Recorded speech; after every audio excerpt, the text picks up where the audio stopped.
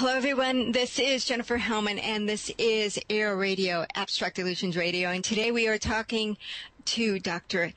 Adam Sheck, and he is a psychologist who happened to also be an engineer, and now he wants to help you find your mission and own it. He is he's got great information on relationships on his website, and I welcome. And why don't you give all your websites right now, Adam, because you have a few. Hey, Jennifer.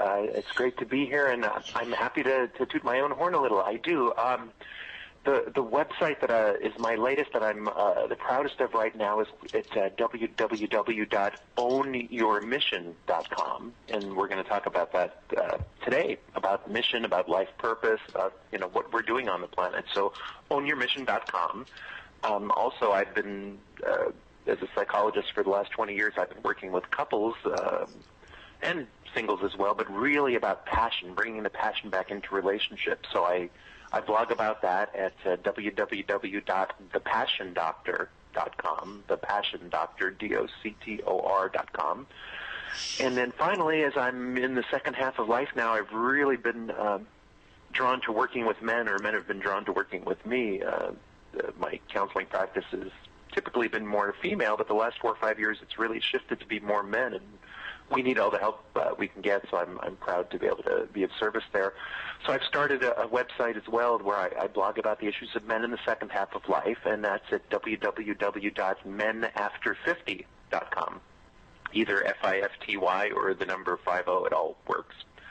So that's the boring part of it there. Anyone's welcome to check all of that out, and I'll talk more about what you might benefit from that. But how are you doing this morning? You've been working already. Oh, I've been working since 1:30 this morning. It's a long day. It's a beautiful day and a long day. But, if you love what you're doing, you don't care. And I do love what I do. Well, that's the work I do with people now, too, is connecting them to their passion, to their mission, to their purpose, so they can love it and do it. And so what got you going in this direction, with going in helping people find their passion, their mission? What was it that you said, wow, there really is a need for this? Well, I think it really, I started to just look inward and see what's my path, what have I been doing, what have I learned, and what can I teach from what I've learned, because I really believe we all are teachers as well as students. And I've been following my life purpose, my mission for so long, and it didn't start that way. Before I became a psychologist in my early 30s, I was an engineer. I started off as an engineer, and I was a very unhappy engineer. I got into it, believe it or not, when I was 5, just because I had a cousin who was older than I was, and he was riding submarines in Spain as an engineer, and that seemed like a really cool thing to do. It's like riding submarines, being in different countries, seemed like a great thing to do. So I applied myself and became an engineer, and discovered that while I could do it, I was good at it, I had no passion, I had no joie de vivre, I had no juice behind it. And it took me probably 10 years of living that life to realize first that I had a choice, and then to do enough work on myself through workshops, through therapy and counseling, through spiritual practices, through all of it, to just discover who I was, and really launched into that path as a psychologist in my early 30s. And that calling got clearer and clearer. I became a psychologist. I started working a lot with couples. I think we all teach what we need to learn, so about relationships was so important to me. So I really helped them to work and did what I could to help people who were committed in their relationship and yet lost the spark, lost the passion, lost the romance, and really helping them get back to that. So I worked with that. I learned more about spirituality, which wasn't really a strong topic in my childhood. So I think I really had a crisis of spirituality, a dark night of the soul in my early 40s, and really turned to spirit, universe, whatever we want to call it, to really see that there was something bigger than me. I was on this planet for a purpose, for a mission. So it's really, everything is taking me to this place of wanting to help other people, because I'm walking the talk. I can do this with authenticity because I am doing it. I was in a career that I didn't like. I felt like I was in golden handcuffs because I got paid a lot of money to do something I didn't like, and I think many people are in that position now, or in the position of not even having a job, not even having a career. So I want to help people in that place. So I'll take a breath now because I've been talking. well, I have a question. What kind of engineer? Because electrical, mechanical, civil? I was an electrical engineer. I started in that and computer science as well, back when computers were these really big things that took rooms and used punch cards. So it's come a long way. Right. Yes. My ex-husband was an electrical engineer that went on to get his optical engineering master's. So I'm familiar with electrical engineering. And you do have to have, he did have a passion, and he was brilliant. He ended up having 16 patents to his name through his work. So for him. He definitely had a passion for it. But what did you take? For me, I've looked through my life, and every job that I've had has led me to the next step. But I know a skill that I got from the former is helping me in this one. So what from engineering did you get to help you, other than the fact that you knew you didn't like being an engineer? Was there any other skill that is helping you in today with owning your passion? Absolutely. And absolutely. It's if we don't learn from that and take the skill set, then we feel bad about it because we've wasted years of our life. So absolutely, it's interesting because the engineering in some ways is more left brain, more of an analytical, logical piece, and I'm really good at that. It's important, especially to create a system of helping people, to help more than one person at a time, to create a system. To have that analytic type mind, to be able to break things down into pieces and make sense of them. And yet at the same time, engineers are problem solvers. They're there to create solutions. So I think those parts, I'm used to doing that, and I'm pretty dogged and determined in coming up with the answers.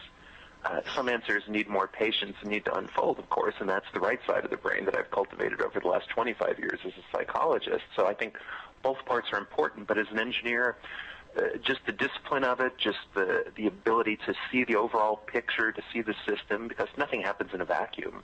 Your life is connected to so many people, and so many people are connected to you, and it's all an interactive system that I do this because you do that, because I do this, and it's a relationship. So, with this new program, can you tell us a little bit more about it? Sure. Well, I think probably I should explain what I mean mission, and then people can make some sense of it. Because the program really draws on mission, and mission to me is really about connecting to your life purpose for your raison d'etre, which I'm terrible at French, so forgive my pronunciation, but it's why are we on the planet? We're here for some kind of calling. It's really that existential question we all face at some point in our life. What's the meaning of our life? And, coming up with the answer to that. Because whatever it is, it's not in a vacuum. It happens in a context, in a community, on a planet. So for me, mission really has 4 components, and I think they all need to take place. They all need to be activated. And the first are our gifts and talents. It's like your husband was is a gifted engineer, so using those gifts is the first part.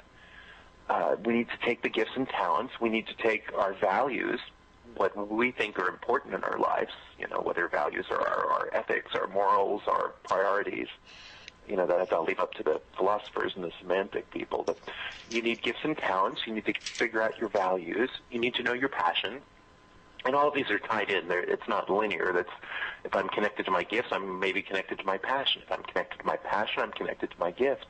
And then finally, your calling, your contribution on the planet, what you're doing here. Because I firmly believe from a a spiritual perspective. We're here more than just to, do our own little lives and meet our own simple needs or complex needs. We're here to contribute to others. We're here to interact with others, and all of us together really are going to make the changes to have this world be a better place.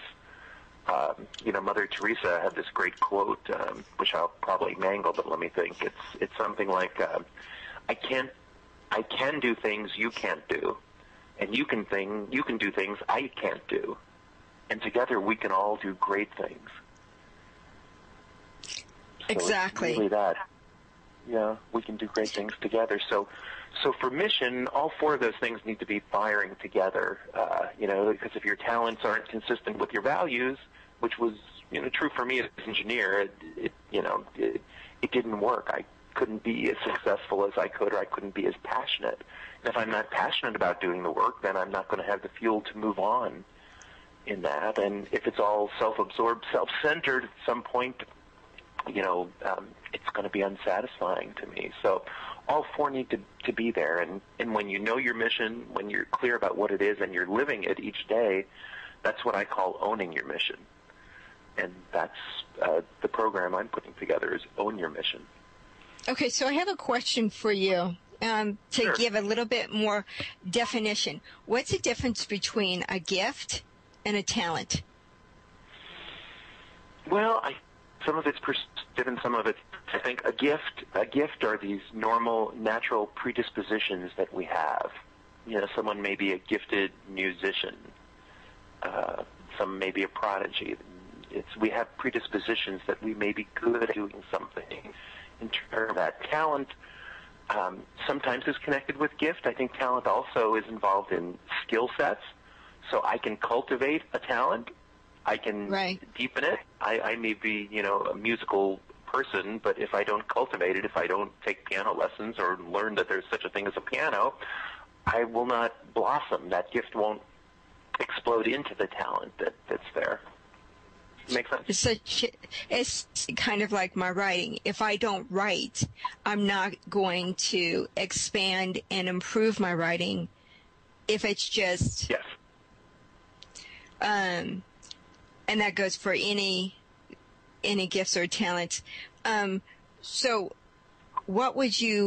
how would you define passion then?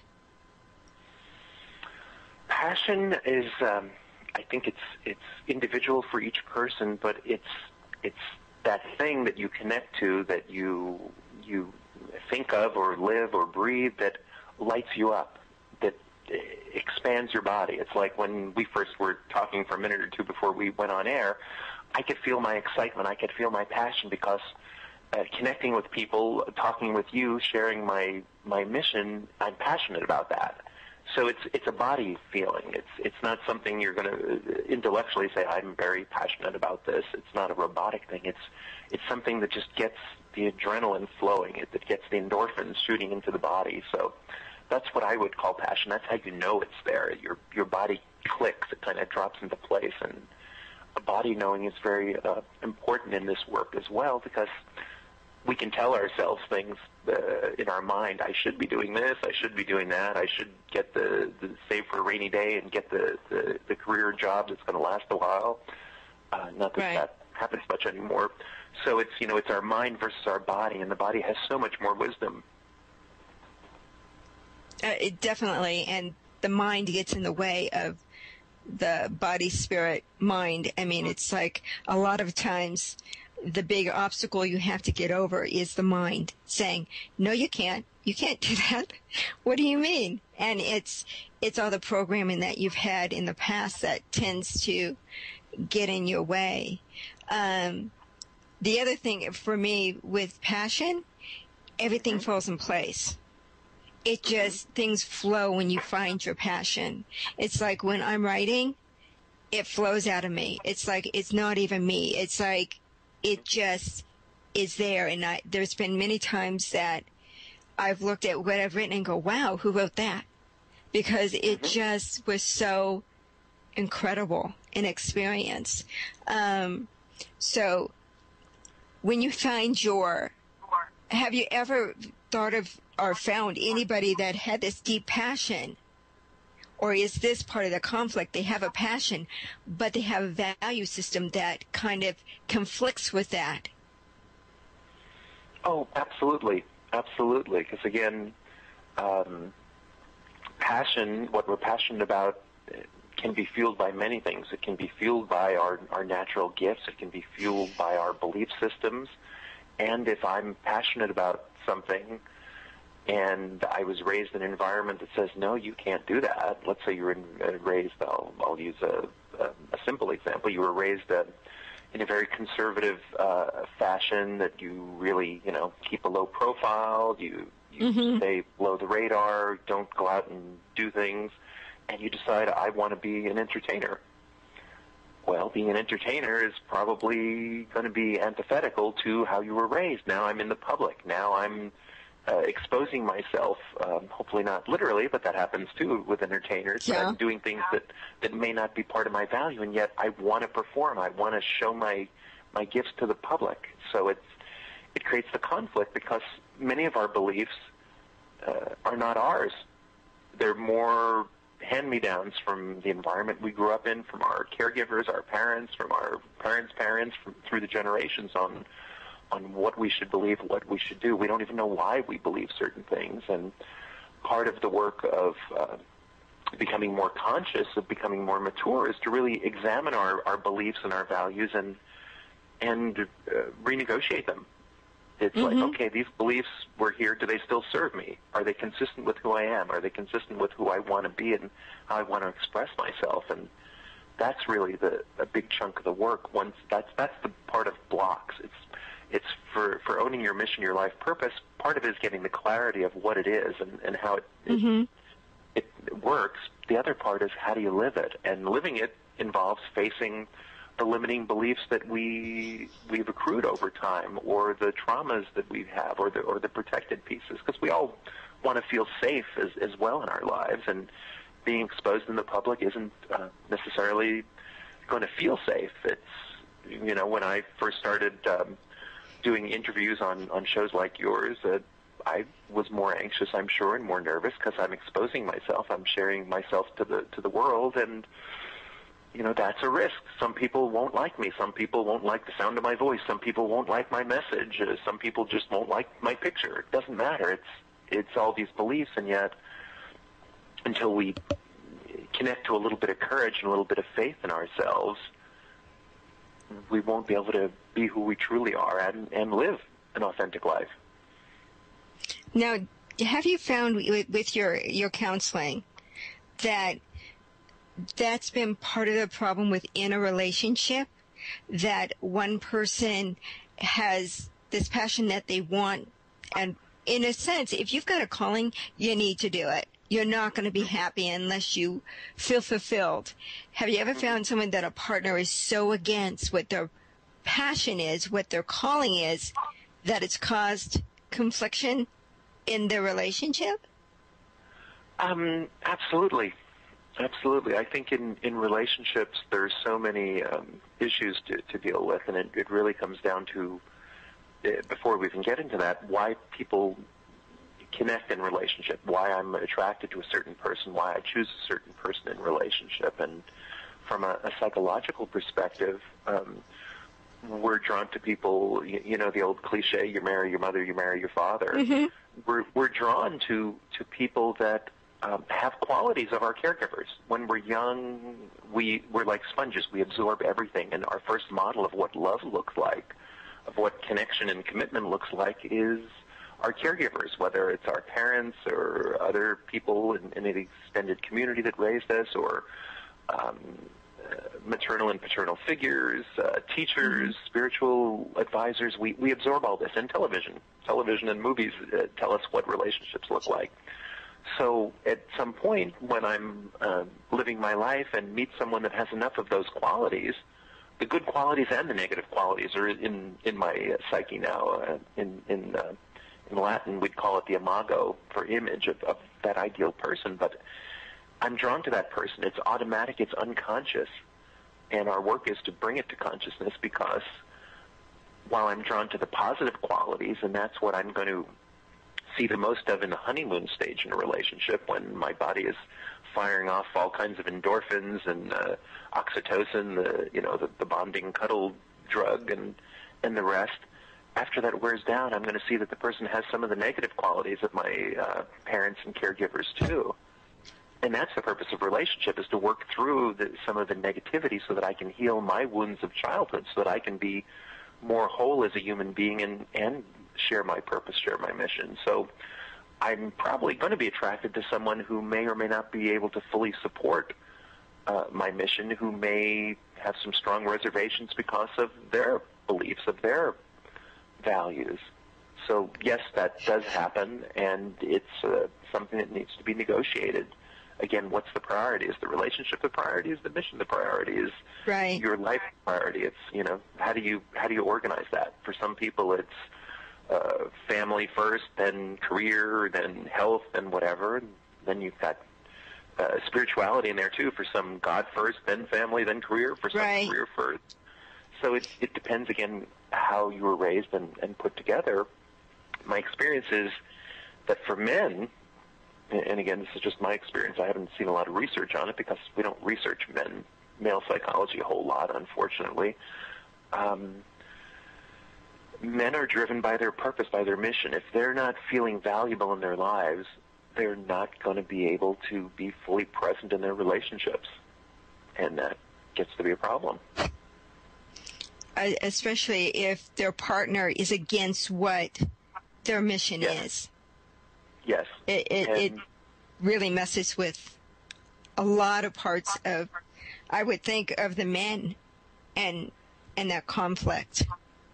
It puts them in an untenable position. I'm in Los Angeles, so a number of my clientele are in the entertainment industry, and unfortunately, only a small percentage of people seem to make it in that field. Probably true in any field, but it's a small percentage. So I've worked with many couples where one person wants to be an entertainer or an actor or an actress or something of that nature, and now they're in their 40s and they still haven't quite made it, and their partner's been waiting patiently to start a family and do whatever else they want to do for this to happen. And at some point, they need to make a decision. They may need to reprioritize either the mission or the relationship. Yes, and I can see that being a big obstacle to overcome, to find that compromise. And when one partner has been compromising for the one that wanted to be the entertainer, and she has her own insecurity issues or security issues that she might be dealing with, and then having what she may be thinking, well, I'm doing all the work and here he is just playing, or maybe having that attitude that he really isn't working, quote unquote.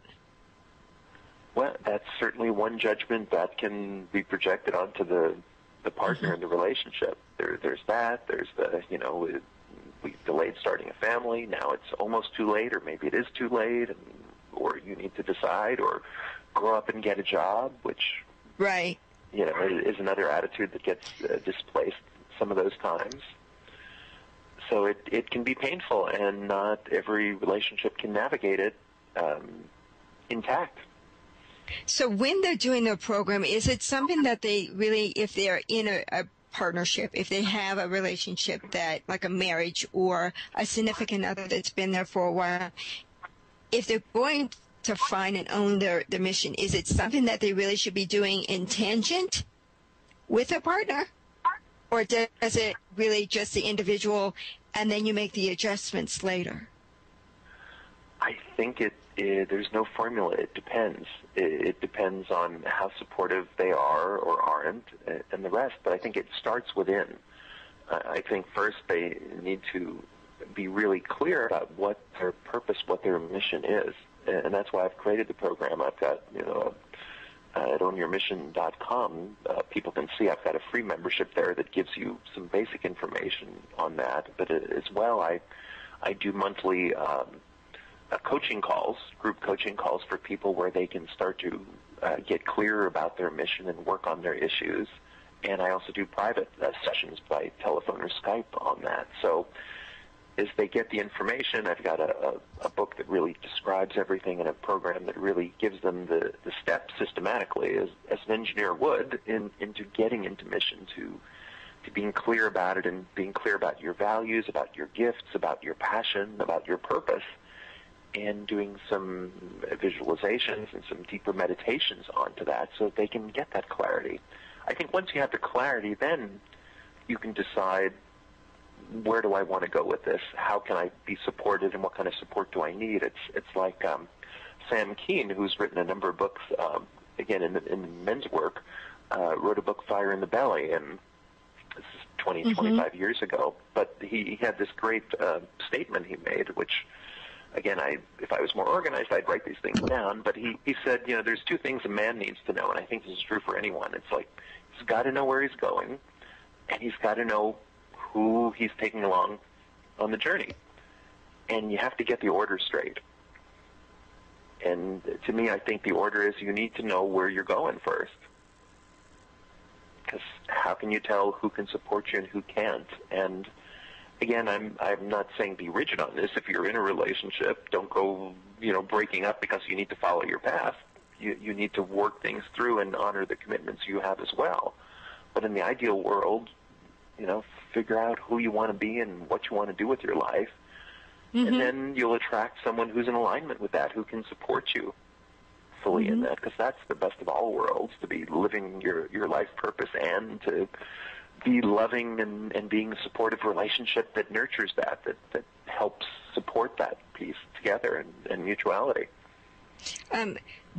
Do you feel, or have you sensed, that people that are going through their spiritual awakening have more issues with their relationships than, is that part of the situation that you're seeing a little bit more often now? Well, I've been seeing it for a long time, I'd say, just because I have a focus on working with couples, and more enlightened is not the right word. It's probably too grandiose, but couples that are on that path of deciding who do we want to be, that are in that path of inquiry, that want to live the examined life, do have that challenge.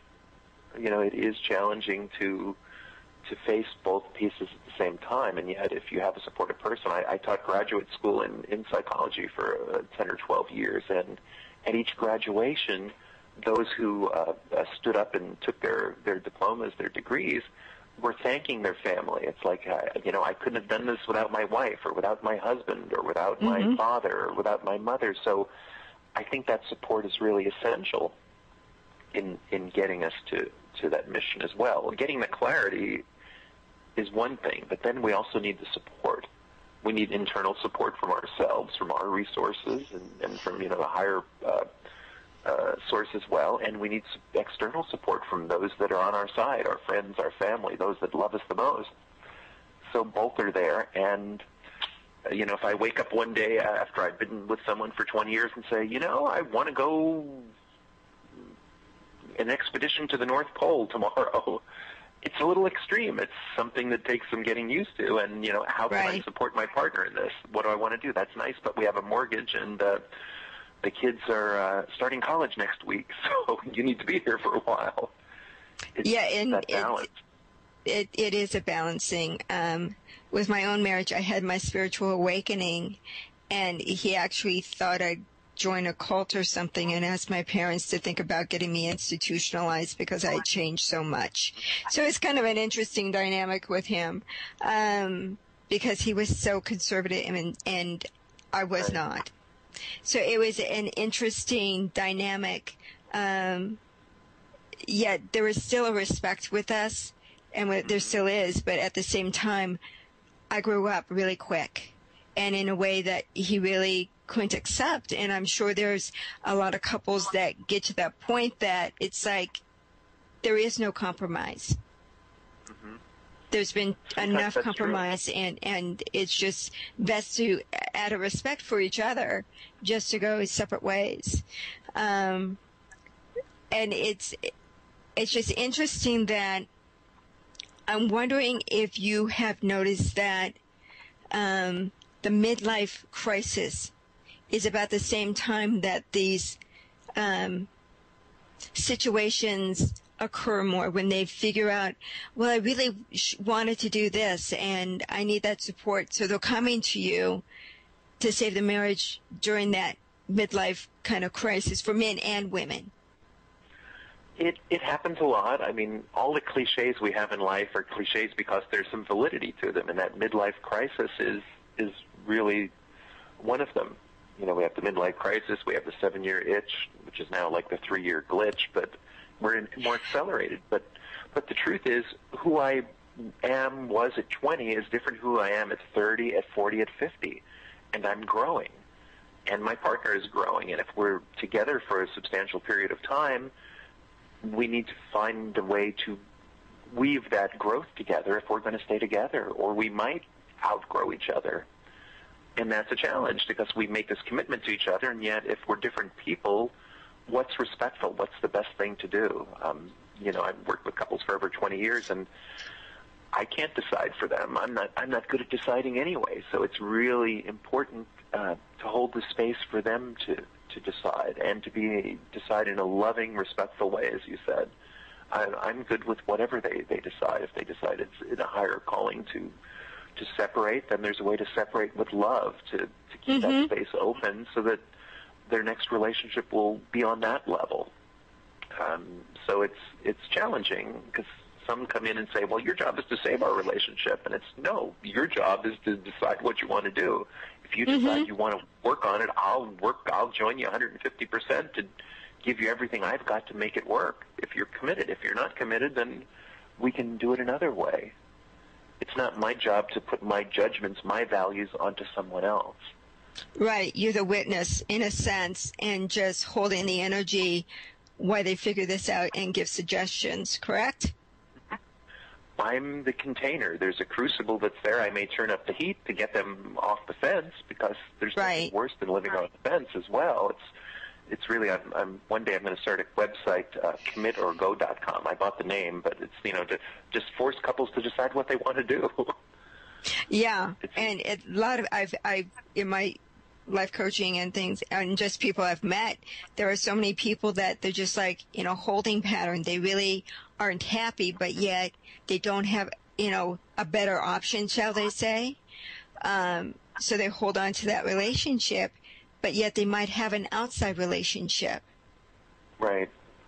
And they're not true to their values. Yeah. Or it could be the values have switches. You know, it has shifted in such a sense that, and for me, I'm seeing the relationship values are shifting a lot these days. Or the paradox of relationships is the same, but it's just being shown to me in different ways. With the online relationships and the online situations, I think it's changed a little bit of the dynamics of relationships and the communications between people. So with everything, part of your program, you do have on the phone, because you said you had callers, and then the website is very much, has some free information, and then it goes into more depth. Yes. When they join. What are some of the articles that are part of the free part? Some of the suggestions or... Yeah, I think the first part on that, if you go to ownyourmission.com, is I've got a special report that's called The Secret to Owning Your Mission. So it really lays out my beliefs about mission. It goes more into depth on the 4 components of mission that I've talked about: gifts and talents, values, passion, and your calling, your contribution. So you'll get that special report. You'll get any other articles that I write on that. And again, it's free in terms of that. And in addition, if you choose, I'm offering for your people a complimentary 30-minute consultation by telephone or Skype, where we can really strategize what's best for you in terms of mission, in terms of how I might be able to help you, in terms of one of our programs. And again, my mission is to use my gifts and talents to help empower and mentor others in their mission. And so I want to make this affordable too. So there's free membership, there are low-fee memberships. There are many ways to work with me on that, and you'll also get a preview of the first 2 chapters of my book called Own Your Mission, which really is the basis of the whole coaching program. So I'm offering a lot. I really want to over-deliver in terms of this because people need help, and not everyone has these huge resources to go see a therapist or a coach for a long period of time. So sometimes a little bit delivered over time can be more effective for people than, a big chunk of time and resources at the same time. Plus, I like to have fun. I think part of my passion is having fun and laughing, and I think that's true in relationship. It's true in work. I mean, as a psychologist, the work I do is so serious at times that I have to laugh with my clients and couples because we need to just break up the tension. So you can discover your mission, you can live your life purpose, and you can have fun at the same time. So that's really my credo on it. And for me, if you're not having fun, you're not on your life plan. If you're not able to laugh at yourself at the missteps or the mistakes, or as another way, instead of not mistakes, they're lessons, it does make a difference if you are able to laugh at yourself and laugh at the process. And it is a process, isn't it? Yes, it totally is. It takes the time it takes. And there's something else. People sometimes confuse their calling with their career, with their vocation, with their avocation. And, I'm not someone who's going to make these bold promises that, if you figure out what you love, then you'll be able to do it and make tons of money. That's true for some people. Some people, that's their path to do that. For some people, your calling may be your avocation. You may have a career. You may work for a living doing something that you're not madly in love with, but it serves its purpose. You're committed to it, you're good at it, and it provides you the time and resources to pursue your passions as well. So I don't want to promise everything to everyone. I think it's important to know the difference between career and calling, and for some it's combined. I feel very fortunate because my career is my calling. But I don't want to promise that that's always true. I think it can be true, and that's what may take time to connect to.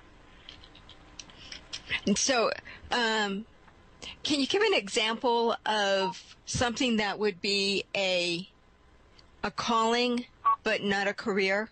Can you just give an example so the listeners might have an idea? Sure. Well, say that I'm a very giving person. I have a passion for helping the hungry and the homeless in the world, and that's a big part of my calling. So I have a job working for the city 40 hours a week at the Department of Motor Vehicles, say, and I can live my calling there too. I can help people. I can smile. I can be pleasant. I can do my thing. And then on the weekends, I'm raising money for the local soup kitchen. Or I'm going there ladling out, food and sandwiches for people, or calling friends I know seeking donations. That might be my calling. That might be a bigger passion, and yet I'm not sure how to do that. I'm not a professional fundraiser, but that's what lights me up. So the two can be connected in that way. I think the big way to tell the difference between a calling and a career, somebody told me this once, is if you won the lotto, you'd still be doing the calling. If all you had was a career, you probably wouldn't continue it. Does that make sense? It makes sense. So, there is a lot of people, it's like sometimes your passion, your calling is something that you volunteer to do while you have a day-to-day life. I actually had a author on who wrote a book, and he works in an electric company during the day, but then he wrote this book because of the experience of really finding his true sense of what he's supposed to be doing. Very interesting story. So with everything that is out there now, it's anything's possible. Absolutely. Go ahead. No, I was just like there's so many ways that you can volunteer or find and work on your calling and still have that day job that you're committed to, which even though it's a day job, you might really like it. Yeah. There's some skill sets that might be in there that are helping your calling. So I think everything you do has a purpose. Absolutely. I think people sometimes start to feel shame and guilt over, oh, well, I'm not doing full-time this thing. And that's not necessarily everyone's calling. We're not all on the planet to be doing that. You can work toward that. And it's like we all admire those stories like Tom Clancy was selling insurance by day and writing his books 4 hours every night, and he had that discipline. And then the books took off with The Hunt for Red October and the rest. So there are those models, and that's a wonderful thing. And with the Internet now, it's easier than ever to connect to more people and to start up businesses and purposes. And I'm all for that. I think you should put all the energy you can into it. It's just sometimes we overblow our expectations up front, and then we burn out and don't follow through on what our gifts are. It takes the time that it takes. Most instant success stories take years and years, if not decades, to get to the instant success. Exactly. Who said that? That was a pretty famous saying from someone. And one of my favorite, I believe, is from Socrates, who said, a life is not lived if it's not explored or experienced or something. And it's just, you got to really look at all the aspects of yourself and experience life, because we are here to experience life. And and it really helps you find where your passion is. So like I was talking with the guest about how I have different blogs, and each blog has a different voice. And when I find the voice that is really most comfortable for me, I tend to use that voice more, and I tend to have a better audience or more of an audience with it. But it's that exploration is part of the process. And I think that's what your program is helping with, is that experimentation of the process to figure out exactly what you're about. Absolutely, you're spot on. I mean, I could have called it findyourvoice.com too. It's really, it's interesting what you say, because I have a few different blogs. I have the Passion Doctor blog, Men After 50, Own Your Mission, and I do things at other, larger places too. And I noticed that I have a professional voice that's, it's Dr. Sheck, that's, the psychologist who's doing this. I have the voice, I'm writing some things for the Good Men Project right now. It's like it's more a guy voice, so it's more rough and ready, and, the languaging is probably a little less sensitive, so it's a different voice as well. And finding, sometimes the voice shifts for the audience, and sometimes we just need to find our voice that's consistent with us. Right. So I appreciate what you're saying. It's finding that and finding the umbrella that it all can go under. Exactly. And I have read a lot of your different blogs, and there is a different voice on the difference. It's like a more, I would say, vulnerable voice on the man over 50. I think you're more showing your side. It's like, I can relate because this is my experience. Yes. Kind of voice, which is different than the other, the doctor, the Passion Doctor. Right. So, and it's interesting that from what I'm hearing you, it's almost like I can see those two different voices kind of merging together now with this new program. Well, that's the solution, because this is very astute of you. Thank you. It's really, this is what I've walked the walk on this. I own this one solidly. So I can do that, and it really feels better to have my own voice. And there's a vulnerability to it. You've made it experience this. If I'm really saying what I think on this, if I'm really being full out, it's like, the Men After 50, the tagline is, it takes balls to live the second half of life. And yet, just to use that word may offend certain people that are going to say, I'm never going to read what he has to say or listen to him. So it's really finding your voice, and your audience will be drawn to it. Your audience wants that. And it's the same thing with your purpose. You find your purpose, and the support will be there. The people that are there to step up and give you a hand on this we're all standing on the shoulders of giants anyway, to use that metaphor. None of us have just started anything. There's nothing new under the sun. So let me ask you this, and this probably will be close to the last question, but I think it's a big issue. You find your passion, you know you can do it, and then you start questioning yourself, and those little doubts come into your head. Suggestions on how to get rid of them, accept them, embrace them, push them aside, understand them. All the above. Yes, exactly. I think it's true. I'm being a little facetious, but I think you need support. That's what I do. I mentor people. It's for 15 years I've been mentoring new psychotherapists into the field, and they all have that. They get the imposter syndrome, even though they've been to school and they've worked for thousands of hours. I don't know what I'm doing. I'm fake. So really, it's mentoring in whatever field. And now I mentor people in every field through Own Your Mission. But you need someone to hold your hand, metaphorically, to really hold that space to know it's okay. That's part of the process. If you didn't question your capacity, you'd probably be a raging narcissist there, and that would be a problem too. So we need support, and internally, I know I think the person you were talking to previously was a big meditation person, a mindfulness person. It's important to have some kind of mindfulness practice, to me, some meditative practice, and it doesn't have to be a fancy Eastern one in full lotus position, but some way to let your thoughts go by and realize these are just thoughts. I'm the thinker of the thoughts. I'm not my thoughts. I'm the thinker of the thoughts. And take that ownership. And it's other forms of it is even doing some sports like golf. To me, having that focus on the ball in that stroke can be, and fishing can be very much a meditative. You're one with nature, and it really is a great way to combine joy and fun, which is what this is all about, and having that connection with that space. And even for me, making cookies sometimes, or cooking, baking, it's very much, especially kneading bread, because of the repetitive motion, is very meditative. Yeah. It's very centering. So there's different ways of handling that.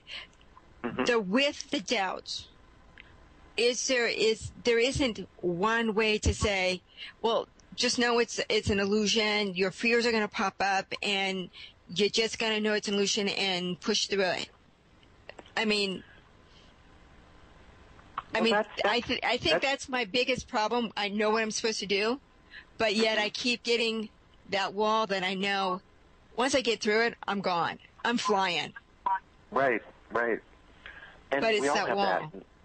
Yeah, that's the work. Trust me, as a psychologist, if no one had resistance or defenses, we would just do one session. It's like, okay, this is what you want to do. This is where you want to go from A to B. Go ahead. It's just the other piece. And as you said, being in our body is an important part of that too. I just like to walk through my neighborhood, and it clears my head and gets me into my body, and I get creative. I get my epiphanies and my ideas. And we all have doubts, and we all need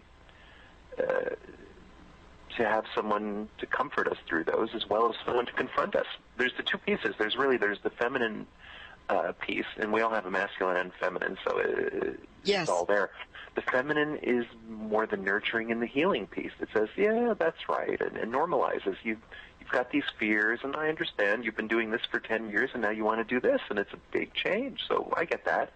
And then there needs to be the masculine piece that's more edgy and pushing. It's like, you're going to be dead in 20 or 30 years. It's now or never, baby. What are you going to do? Exactly. Yeah, and go on.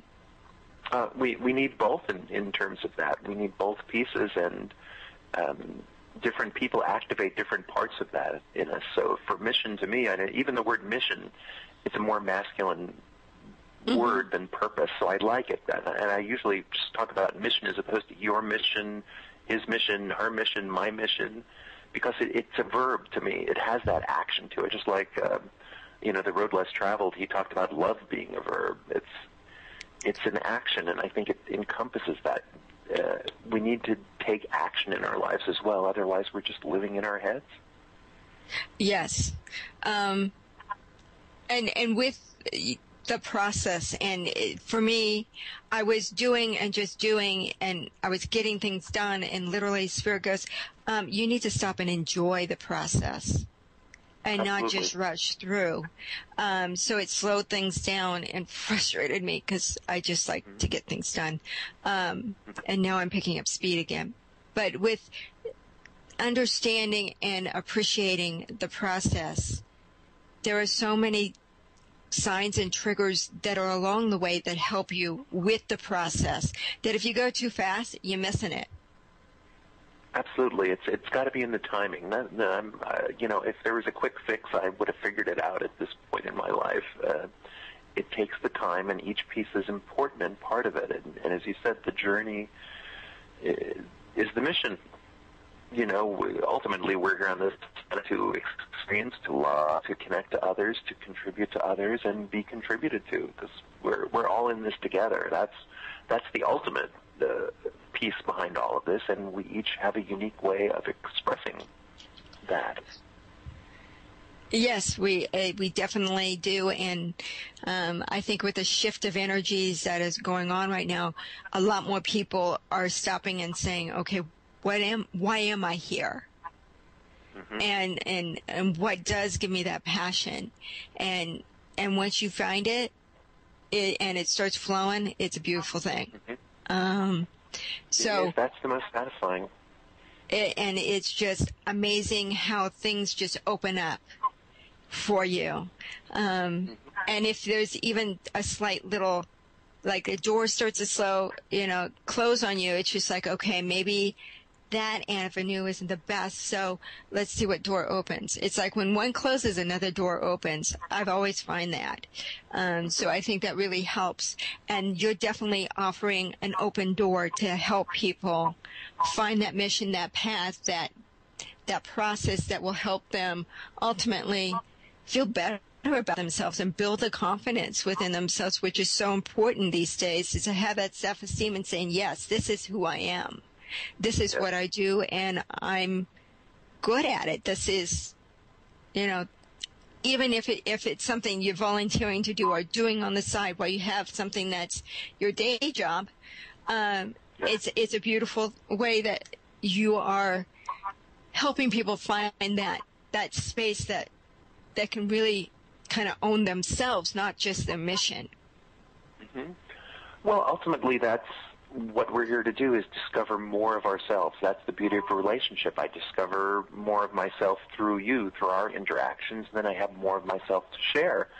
And, for every person, I can't change the world en masse, but if I can help each person that I help connect to themselves and know who they are, they're going to impact however many people they encounter in their lives, and it feeds from there. So that's our purpose to me. It's like to help other people, empower them, let them discover who they are, share that with other people who will discover who they are, and it just feeds from there. It definitely does, and there definitely is an interconnection with everyone, and that's the thing that I feel that people really need to understand. What you do does impact other people. You might not know it, but even walking down the street, smiling at somebody can change that person's life. Absolutely. So with this, I would like you to repeat all your websites again, because we're coming to the end of the hour, and I want to make sure people find you and your great programs.